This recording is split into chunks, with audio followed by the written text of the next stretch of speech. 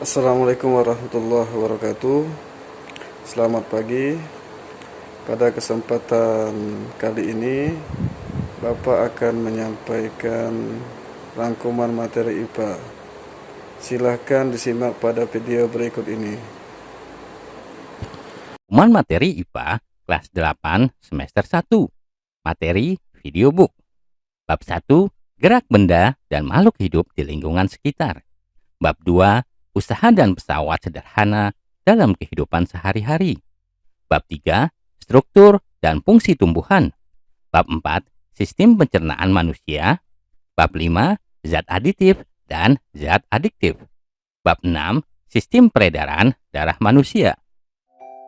Bab 1, gerak benda dan makhluk hidup di lingkungan sekitar. Jarak merupakan panjang lintasan yang ditempuh, sedangkan perpindahan merupakan jumlah lintasan yang ditempuh dengan memperhitungkan posisi awal dan akhir benda. Gerak lurus dibedakan menjadi dua, yaitu gerak lurus beraturan dan gerak lurus berubah beraturan. Gerak lurus beraturan terjadi apabila kecepatan gerak suatu benda konstan.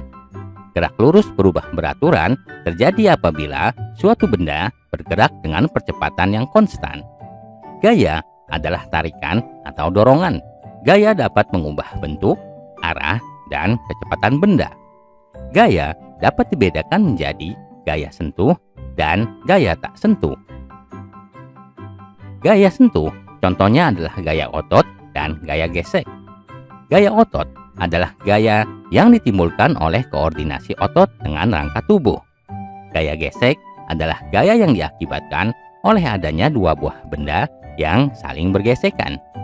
Gaya tak sentuh adalah gaya yang tidak membutuhkan kontak langsung dengan benda yang dikenai. Hukum 1 Newton menyatakan bahwa benda yang tidak mengalami resultan gaya akan tetap diam atau bergerak lurus beraturan. Hukum 2 Newton menyatakan bahwa percepatan gerak sebuah benda berbanding lurus dengan gaya yang diberikan, namun berbanding terbalik dengan masanya. Hukum 3 Newton menyatakan bahwa ketika benda pertama mengerjakan gaya pada benda kedua, maka benda kedua tersebut akan memberikan gaya yang sama besar ke benda pertama, namun berlawanan arah, atau F aksi sama dengan min F reaksi. Fungsi rangka yaitu memberikan bentuk pada tubuh dan menopang tubuh kita, melindungi organ dalam, misalnya tulang rusuk, melindungi jantung dan paru-paru. Tulang tengkorak melindungi otak. Tempat menempelnya otot yang merupakan alat gerak aktif sehingga dapat menggerakkan tulang. Sebagai tempat pembentukan sel darah pada jenis tulang tertentu seperti tulang paha. Berdasarkan bentuknya, tulang dapat dibedakan menjadi 4 jenis tulang, yaitu tulang panjang, misalnya tulang lengan atas atau humerus. Tulang pipih, misalnya tulang dada atau sternum. Tulang pendek, misalnya tulang ruas jari atau halang. Dan tulang tidak beraturan, misalnya tulang punggung atau vertebrata. Sendi adalah tempat bertemunya dua tulang atau lebih. Sendi dapat dikelompokkan berdasarkan banyak sedikitnya gerakan yang mungkin dilakukan. Sendi yang tidak dapat digerakkan disebut dengan sinartrosis. Misalnya, sendi yang terdapat pada tulang tengkorak. Sendi yang dapat digerakkan namun terbatas disebut dengan amfiartrosis. Misalnya, sendi antar ruas tulang belakang. Sendi yang dapat digerakkan dengan bebas disebut dengan diartrosis. Sendi diartrosis dibagi menjadi sendi peluru, sendi engsel, sendi putar, sendi pelana, dan sendi geser. Ada 3 jenis jaringan otot yang menyusun tubuh manusia, yaitu otot rangka, otot jantung, dan otot polos. Ada beberapa macam gangguan dan kelainan yang terjadi pada sistem gerak, antara lain rickettsia, osteoporosis, fraktura, artritis, lordosis, kiposis, dan skoliosis. Hewan yang hidup di air dapat melayang-layang di dalam air dengan mengeluarkan sedikit energi karena adanya gaya angkat oleh air. Kecenderungan hewan yang hidup di darat adalah memiliki otot dan tulang yang kuat. Hal tersebut diperlukan untuk mengatasi inersia dan untuk menyimpan energi pegas untuk melakukan berbagai aktivitas. Berdasarkan asal datangnya rangsangan, gerak pada tumbuhan dibedakan menjadi 3, yaitu gerak endonom, gerak higroskopis, dan gerak esionom. Gerak endonom adalah gerak yang terjadi akibat rangsangan yang berasal dari dalam sel atau tubuh tumbuhan. Gerak higroskopis adalah gerak yang terjadi karena adanya perubahan kadar air di dalam sel secara tidak merata. Contohnya, membukanya buah polong-polongan dan membukanya dinding sporangium tumbuhan paku. Gerak esionom adalah gerak tumbuhan yang disebabkan oleh adanya rangsangan dari luar tubuh tumbuhan. Berdasarkan arah respon gerak yang dilakukan tumbuhan, gerak esionom dapat dibedakan menjadi gerak tropisme, gerak taksis, dan gerak nasti. Bab 2. Usaha dan pesawat sederhana dalam kehidupan sehari-hari. Usaha adalah besarnya energi yang digunakan gaya untuk memindahkan suatu benda. Besarnya usaha ditentukan oleh besar gaya yang diberikan pada benda dan besar perpindahannya. Pesawat sederhana adalah alat yang digunakan untuk mempermudah pekerjaan manusia. Keuntungan mekanis adalah bilangan yang menunjukkan berapa kali pesawat menggandakan gaya. Jenis-jenis pesawat sederhana ada 4, yaitu katrol, roda berporos, bidang miring, dan pengungkit. Katrol terdiri atas katrol tetap dan katrol bebas. Katrol tetap berfungsi untuk mengubah arah gaya. Pada katrol tetap tunggal, gaya kuasa yang digunakan untuk menarik beban sama dengan gaya beban. Keuntungan mekanis katrol tetap sama dengan 1. Katrol bebas berfungsi untuk melipatkan gaya, sehingga gaya pada kuasa yang diberikan untuk mengangkat benda menjadi lebih kecil daripada gaya beban. Katrol majemuk merupakan gabungan dari katrol tetap dan katrol bebas yang dirangkai menjadi satu sistem yang terpadu. Keuntungan mekanis dari katrol majemuk sama dengan jumlah tali yang menyokong berat beban. Beberapa benda yang menerapkan prinsip roda berporos diantaranya roda sepeda, kursi roda, mobil, dan sepatu roda. Bidang miring merupakan bidang datar yang diletakkan miring atau membentuk sudut tertentu sehingga dapat memperkecil gaya kuasa. Beberapa benda yang menerapkan prinsip bidang miring diantaranya tangga, skrup, dan pisau. Pengungkit terdiri atas 3 jenis, yaitu jenis pertama yang titik tumpunya terletak di antara beban dan kuasa. Jenis kedua yang titik bebannya ada di antara kuasa dan tumpu. Jenis ketiga yang titik kuasanya ada di antara beban dan tumpu. Beberapa benda yang menerapkan prinsip pengungkit antara lain gunting, linggis, jungkat-jungkit, pembuka botol, pemecah biji kenari, sekop, koper, pinset, dan sebagainya. Koordinasi otot dan tulang memiliki kesesuaian dengan prinsip pesawat sederhana. Lengan merupakan salah satu organ yang menerapkan prinsip pesawat sederhana, yaitu merupakan pengungkit jenis ketiga. Alat-alat dalam kehidupan yang mengikuti prinsip pesawat sederhana terdiri atas katrol, roda berporos, bidang miring, dan pengungkit. Bab 3. Struktur dan fungsi tumbuhan. Organ vegetatif merupakan organ tumbuhan yang berfungsi mendukung pertumbuhan dan perkembangan tumbuhan, terutama berguna untuk penyerapan, pengolahan, pengangkutan, dan penimbunan zat-zat makanan. Organ vegetatif tumbuhan berpembuluh terdiri atas akar, batang, dan daun. Akar berfungsi untuk menambatkan tubuh tumbuhan pada tanah atau medium tumbuhnya, menyerap air dan mineral dalam tanah atau pada medium tumbuhnya. Batang berfungsi untuk menyokong bagian-bagian tumbuhan yang berada di atas tanah sebagai jalan pengangkutan air dan mineral dari akar menuju daun, dan jalan pengangkutan makanan dari daun ke seluruh tubuh tumbuhan. Daun berfungsi untuk mengambil gas karbon dioksida yang digunakan sebagai sumber dalam fotosintesis. mengatur penguapan air dan pernapasan tumbuhan. Jaringan meristem adalah jaringan yang sel-selnya aktif membelah diri secara mitosis. Jaringan meristem dapat dikelompokkan menjadi dua macam, yaitu meristem primer menyebabkan pertumbuhan memanjang dan meristem sekunder menyebabkan pertumbuhan melebar. Jaringan dewasa berasal dari pembelahan sel-sel meristem primer dan sel-sel meristem sekunder yang telah mengalami diferensiasi. Jaringan dewasa dapat dibedakan menjadi jaringan pelindung, jaringan dasar, jaringan penyokong, dan jaringan pengangkut. Jaringan pelindung berfungsi untuk melindungi bagian dalam tumbuhan dari berbagai pengaruh luar yang merugikan. Contohnya adalah jaringan epidermis. Jaringan dasar atau jaringan pengisi memiliki fungsi penting dalam semua proses fisiologi pada tumbuhan. Contohnya adalah jaringan parenkim. Jaringan penyokong berfungsi untuk memberi bentuk tubuh tumbuhan. Contohnya adalah jaringan kolenkim dan sklerenkim. Jaringan pengangkut terdiri atas jaringan xilem dan jaringan phloem.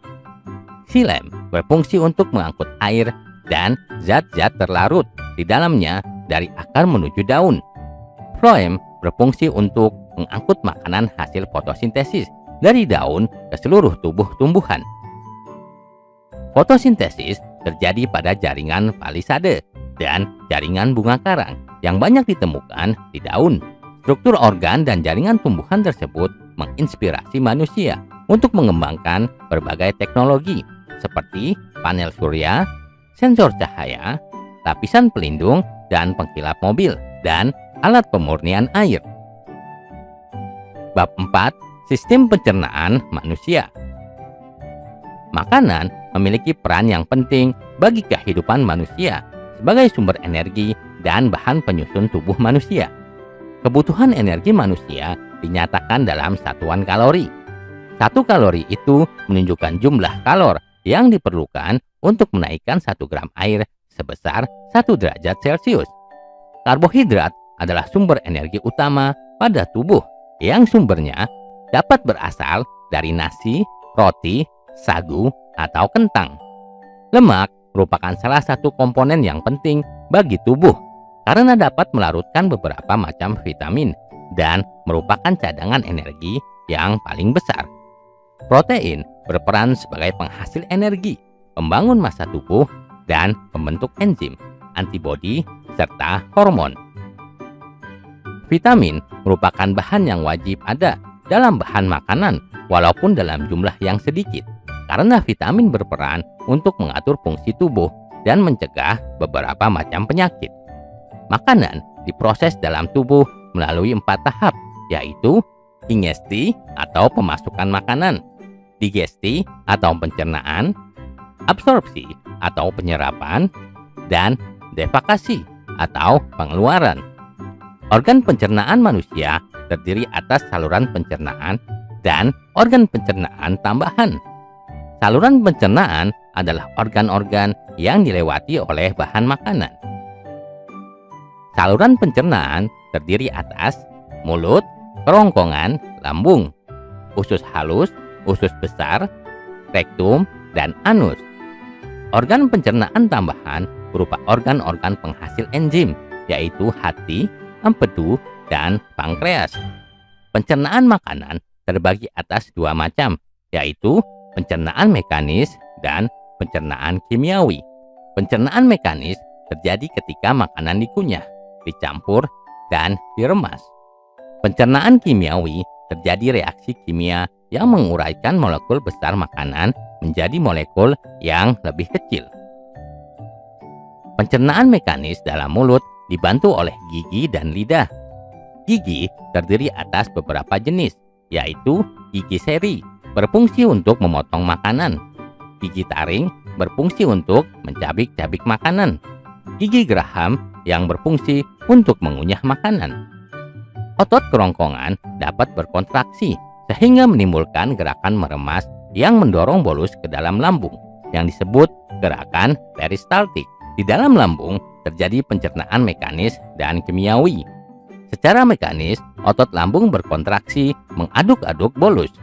Secara kimiawi, bolus tercampur dengan getah lambung yang mengandung asam klorida, enzim pepsin, dan enzim renin. Usus halus terdiri atas 3 bagian, yaitu usus 12 jari, usus tengah, dan usus penyerapan. Getah pankreas mengandung enzim lipase, amilase, dan tripsin. Usus besar terdiri atas kolon ascendens, kolon transversum, dan kolon descendens, dan berakhir pada anus. Zat-zat sisa yang berada dalam usus besar dibusukkan dengan bantuan bakteri Escherichia coli. Hati berperan dalam proses detoksifikasi, menyimpan vitamin A, D, E, K, dan B12, menjaga keseimbangan kadar glukosa darah, dan menghasilkan getah empedu. Pankreas merupakan kelenjar endokrin yang menghasilkan hormon insulin yang berfungsi mengatur proses pengubahan glukosa dalam darah menjadi glikogen yang disimpan dalam hati. Obesitas adalah suatu kondisi tubuh memiliki kandungan lemak yang berlebih sehingga dapat menimbulkan efek negatif pada kesehatan. Karies gigi atau gigi berlubang merupakan kerusakan gigi akibat infeksi bakteri yang merusak lapisan gigi sehingga merusak struktur gigi. MAH merupakan penyakit yang menyebabkan terjadinya peradangan atau iritasi pada lapisan lambung. Hepatitis merupakan penyakit peradangan pada hati yang dapat disebabkan oleh virus hepatitis, bakteri, jamur, protozoa, racun seperti alkohol, dan penggunaan obat secara terus-menerus seperti paracetamol. Bab 5. Zat aditif dan zat adiktif. Zat aditif adalah zat yang ditambahkan pada makanan dan minuman untuk meningkatkan kualitas, keawetan, kelezatan, dan kemenarikan makanan dan minuman. Zat aditif ada yang bersifat alami dan buatan. Zat aditif dapat berupa bahan pewarna, pemanis, pengawet, penyedap, pemberi aroma, pengental, dan pengemulsi. Contoh pewarna alami misalnya pewarna dari daun suji dan pandan, sedangkan pewarna buatan misalnya tartrazin. Pengawetan dapat dilakukan secara fisik, misalnya melalui pemanasan atau penyinaran, dan secara kimia, misalnya dengan pemberian natrium benzoat maupun garam. Contoh bahan pemanis alami misalnya gula, sedangkan pemanis buatan misalnya aspartam, siklamat, dan sakarin. Contoh penyedap alami misalnya bunga cengkeh, serai, kayu manis, garam, bawang putih, sedangkan penyedap buatan misalnya petsin. Penggunaan bahan aditif buatan harus menggunakan bahan yang diizinkan oleh pemerintah dan tidak melebihi jumlah maksimal yang diizinkan. Zat adiktif merupakan bahan makanan atau minuman yang dapat menimbulkan kecanduan pada penggunanya. Zat adiktif dibedakan menjadi narkotika, psikotropika, zat psikoaktif lainnya. Contoh narkotika adalah heroin, kokain, dan morfin. Contoh psikotropika adalah ekstasi, sabu-sabu, diazepam, dan LSD. Contoh zat psikoaktif lain adalah kafein, nikotin, dan alkohol. Bahan-bahan adiktif yang termasuk kelompok narkotika tidak boleh digunakan secara sembarangan dan secara bebas karena memiliki efek yang sangat membahayakan bagi penggunanya. Menyimpan atau menggunakan bahan yang tergolong narkotika secara bebas merupakan suatu bentuk pelanggaran hukum yang dapat mengakibatkan pelakunya mendapatkan sanksi pidana. Beberapa macam bahan adiktif yang tergolong psikotropika masih boleh dipergunakan sebagai obat, namun penggunaannya dalam pengawasan yang ketat oleh pemerintah. Dampak penggunaan zat adiktif dalam jangka panjang diantaranya daya berpikir berkurang, motivasi belajar turun, perhatian ke lingkungan berkurang, menyebabkan penyakit pada organ dalam, ketergantungan, dan kematian.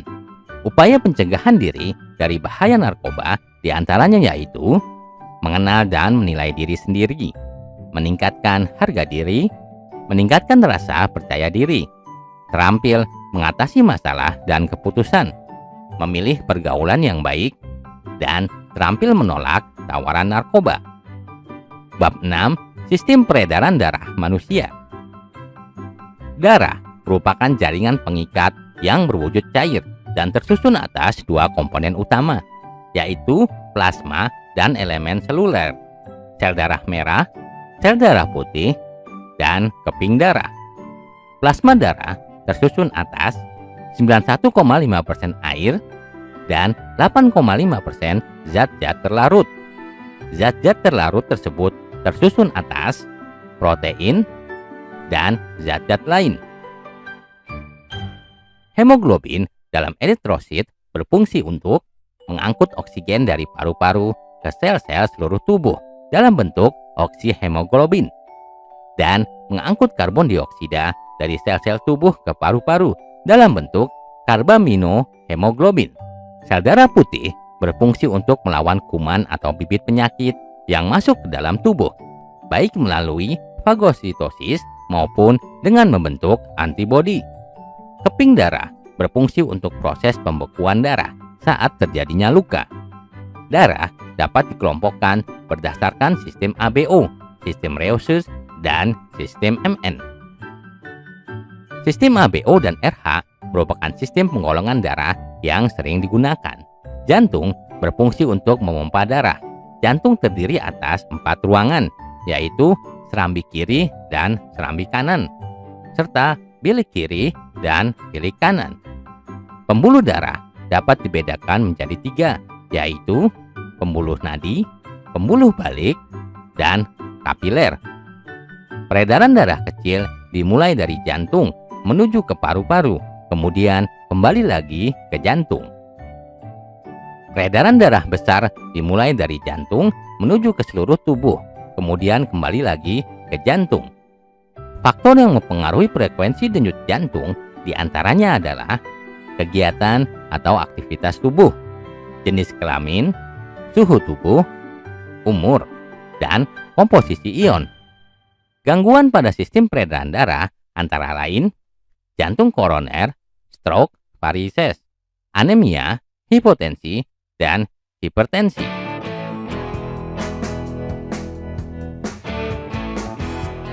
Demikianlah video book rangkuman materi pelajaran IPA kelas 8 semester 1. Sampai jumpa di video lainnya.